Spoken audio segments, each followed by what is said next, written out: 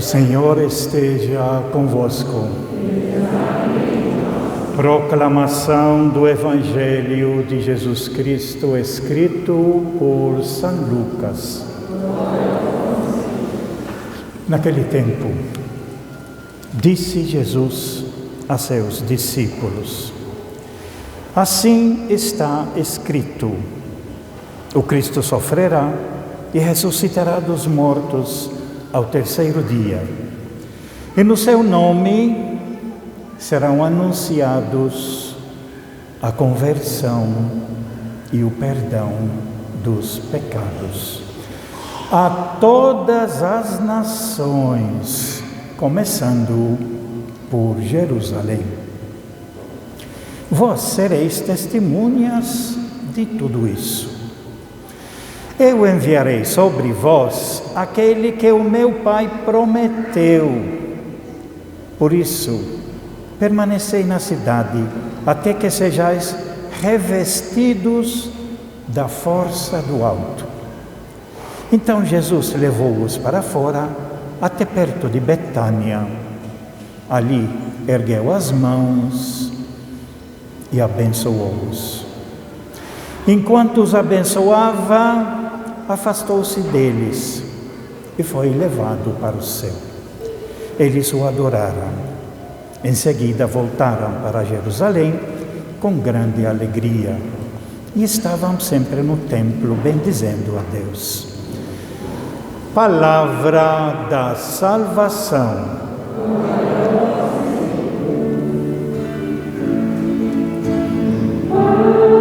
Aleluia. Aleluia.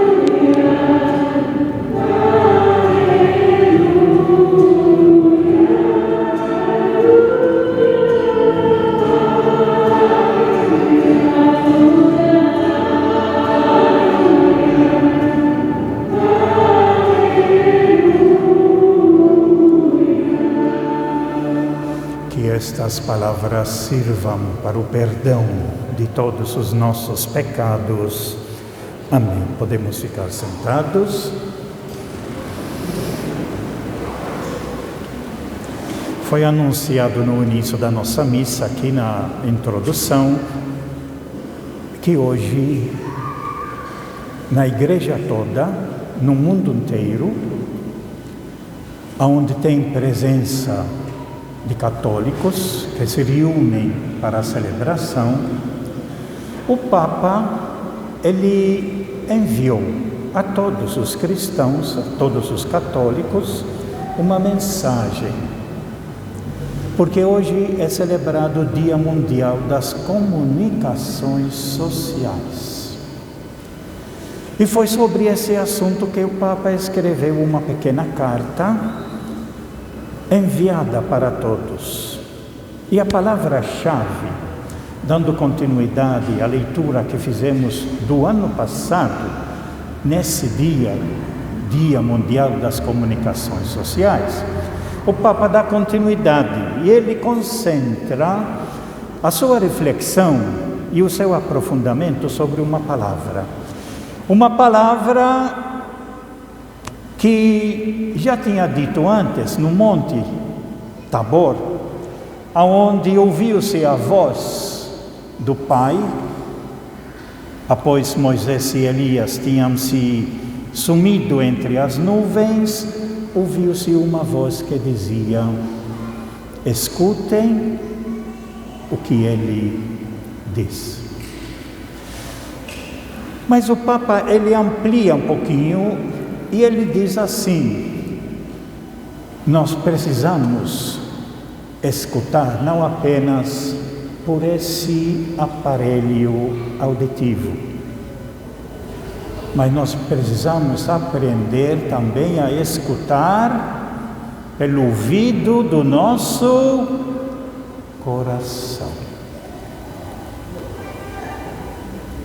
Aonde vai entrar com certeza o sentimento, aonde vai entrar o escutar no sentido de percepção, perceber.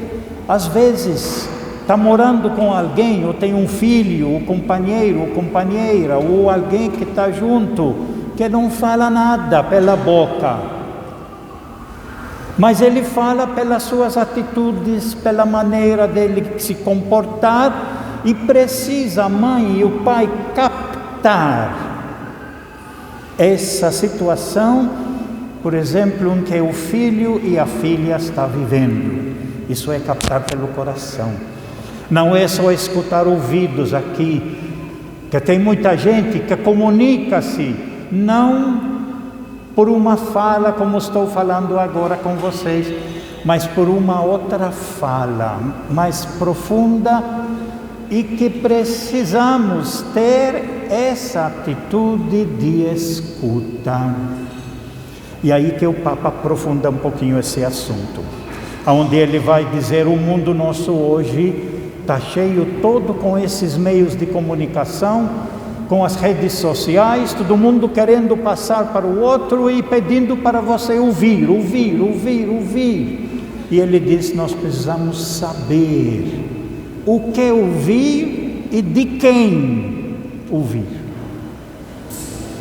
Porque a gente descobriu nesses últimos anos que tem muita gente que está querendo nos comunicar coisas para nos enganar, para nos iludir, para nos prender, para nos subjugar, oferecendo mundos e fundos e tantas coisas enganosas, e nós precisamos saber filtrar, descobrir onde está a mentira e onde está a verdade.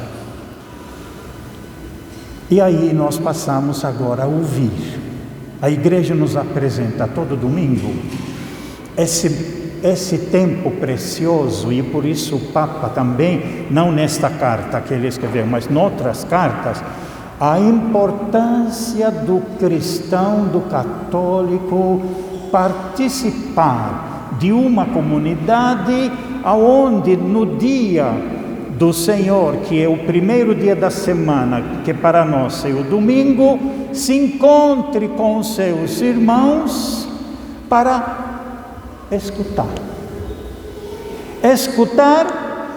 a palavra, e principalmente a palavra concentrada naquele que Deus Pai nos mandou para nos ensinar e nos mostrar qual é a vontade de Deus e como podemos cumprir e viver essa vontade de Deus.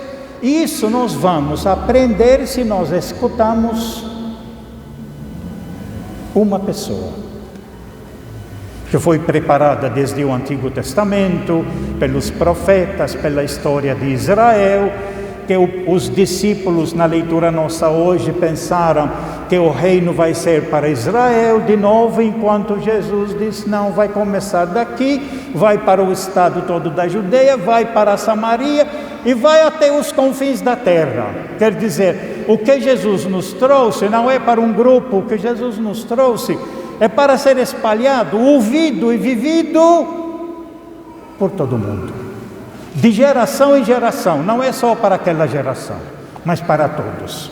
Isso está na nossa leitura dos Atos dos Apóstolos, quando eles perguntaram: é agora que vai instalar o reino para Israel, só para nosso povo? Jesus diz: eu não vim só para nosso povo, eu vim para todos os povos.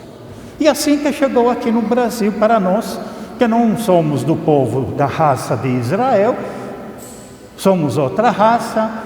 Assim que chegou o Evangelho para a África, para a Inglaterra, para todos os países, onde teve missionários que se prontificaram a ir levar para a frente essa orientação de Jesus: vão. E segundo Mateus coloca, resumindo, vão e façam com que todos se tornem meus discípulos. Essa é a mensagem que o Papa nos convida para ouvir a mensagem do Santo Evangelho. E eu vou tirar aqui uma frase do Santo Evangelho, muito importante, da leitura de hoje. Jesus está, aliás, vou explicar um pouquinho a festa de hoje, que seria a festa da Ascensão. Quem escreveu tanto o Evangelho quanto os Atos dos Apóstolos, era uma pessoa só, chamada Lucas. Lucas não era um dos 12 apóstolos, era um médico. E como médico, ele tinha uma certa percepção que os outros não tinham.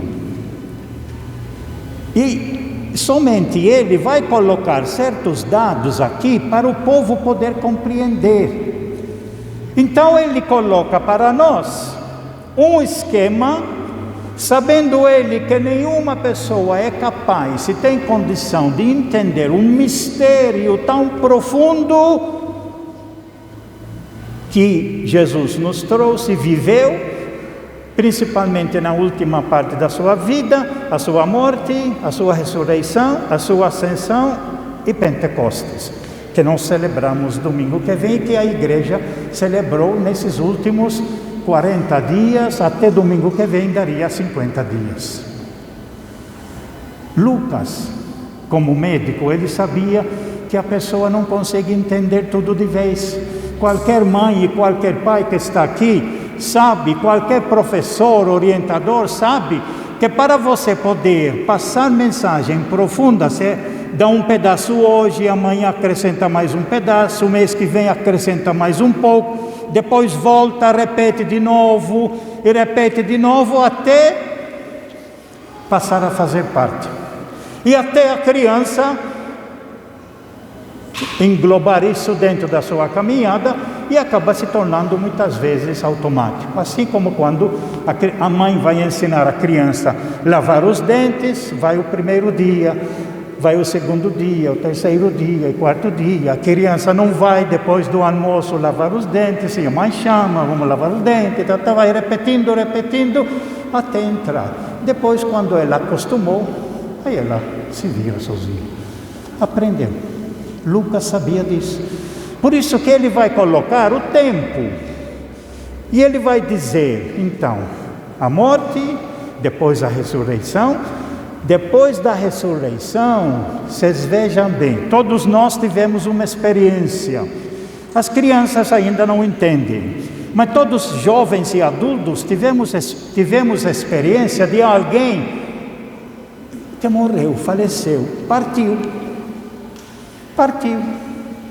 E às vezes fica marcado, fica chorando, e às vezes, assim, não consegue entender. Às vezes as pessoas ficam revoltadas, ela não consegue absorver aquele momento, que quando é no processo normal da vida, todos nós sabemos que cedo ou tarde, todos nós um dia vamos passar desse momento. Assim como passou a minha mãe, meu pai, meus avós, e os parentes nossos. E a pessoa, quando perde alguém querido, principalmente querido, ela se perde, ela se fecha, como na realidade se fecharam os apóstolos. No Evangelho de João fala, ficaram fechados com as portas trancadas. Então Lucas, sabendo disso, sabendo que demora para cair a ficha, que agora que o companheiro faleceu, que a companheira faleceu, que a mãe faleceu, que um filho por uma desgraça acabou falecendo, vai tomando consciência, mas isso demora tempo. Por isso que Lucas, como médico, ele sabe disso. Sabe que precisa dar tempo ao tempo até a pessoa cair a ficha e perceber. Por exemplo, que meu companheiro não está mais, partiu, no início sinto a presença dele, parece que eu não sou nada capaz sem ele ou sem ela, mas a ascensão é exatamente isso. Os 40 dias que os seus discípulos tiveram com a presença de Jesus, até eles, como disse Jesus, serão reforçados pela força do seu Espírito, e a partir daí dizendo assim, agora tem que levar a vida, assim como diz a pessoa que perdeu o marido, agora tem que levar a vida por minha conta. Agora tem que levar a vida, eu Tem que decidir agora o meu caminhar. E assim os 12, com Maria, com os outros grupos, celebração que nós vamos fazer, com a força do Espírito de Jesus, a peteca agora Jesus deixou em nossas mãos. E nós temos que passá-la para frente. Esse é o tempo, 40 dias, né? E aqui na liturgia nós fizemos leituras da presença de Jesus, percebida pelos discípulos, um domingo, outro domingo, depois entrou o projeto de Jesus como bom pastor, depois entrou o mandamento maior de Jesus: eu vos dou um novo mandamento, amai-vos uns aos outros como eu amei vocês. E aí vem nos preparando agora, dia da Ascensão, que vai dizer uma palavra muito importante, que já fizemos ela no Evangelho de João sobre o perdão, onde ele vai dizer assim: o Cristo sofrerá, ressuscitará dos mortos, e ao terceiro dia, e no seu nome, e essa aqui é a mensagem que Jesus deixa básica para eles, e no seu nome serão anunciados a conversão e o perdão dos pecados a todas as nações. Não é só para o povo de Israel, a todas as nações. Deus é criador de todos. Inclusive, uma das coisas que nós precisamos, voltando um pouco à mensagem do Papa, uma das coisas que nós precisamos aprender a ouvir, a escutar, é a sua criação. Escutar o nosso corpo, conhecer o nosso corpo. Quando a gente vai no médico, o que ele vai fazer? Ele vai escutar o seu coração, se está funcionando bem. Nós precisamos aprender a escutar essa grande palavra de Deus, que é a natureza da qual nós fazemos parte. E é por isso que o projeto de Jesus, que antes tinha se fechado só para um povo, Jesus abre ele para todos os povos, porque todos os povos são seus filhos. Todos somos seus filhos. Por isso é para o mundo todo. O perdão. O perdão no Evangelho não significa pecado moral só, que às vezes a gente vai confessar com o padre. Jesus nos trouxe a possibilidade de se reconciliar e se recuperar tudo aquilo que foi desviado do sentido verdadeiro da vida. Se a criança está doente, é um pecado. Nós temos que fazer de tudo para ajudá-la a superar.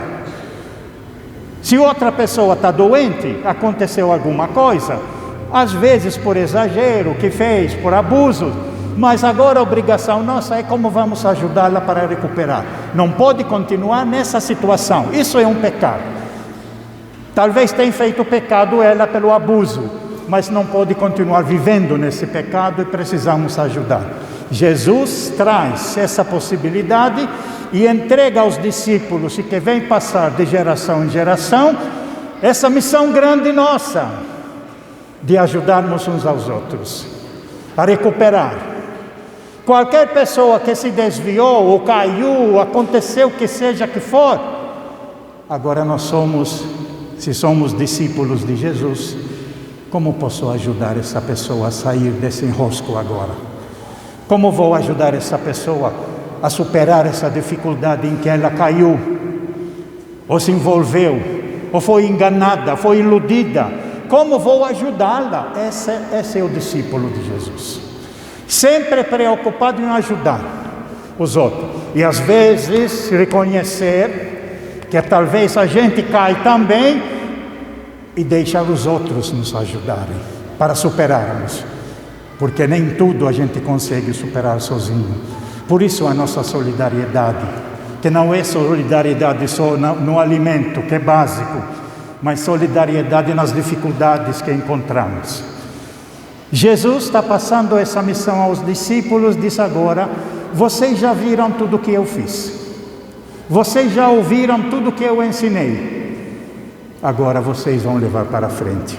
Isso vai ser confirmado na palavra que diz na leitura de hoje: aguardem até o Espírito Santo se confirmar. Já está. No capítulo 14 de São João ele diz: o Espírito já está em vocês. Ainda não tomarão tanta consciência, mas já aprendeu, já viram o que eu fiz. Ele já faz parte de vocês. Nessa cerimônia grande que chamamos de Pentecostes, que Lucas criou, exatamente vai acontecer isso.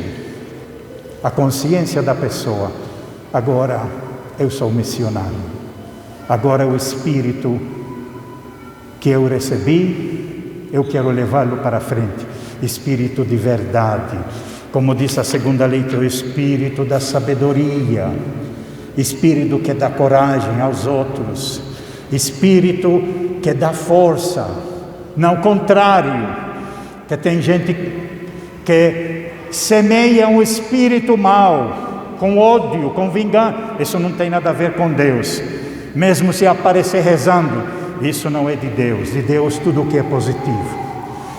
E a última palavra que eu queria dizer é uma reflexão que o Padre Pagola, e termino com ela, fez sobre a última palavra que está no Evangelho de Lucas, sobre a bênção.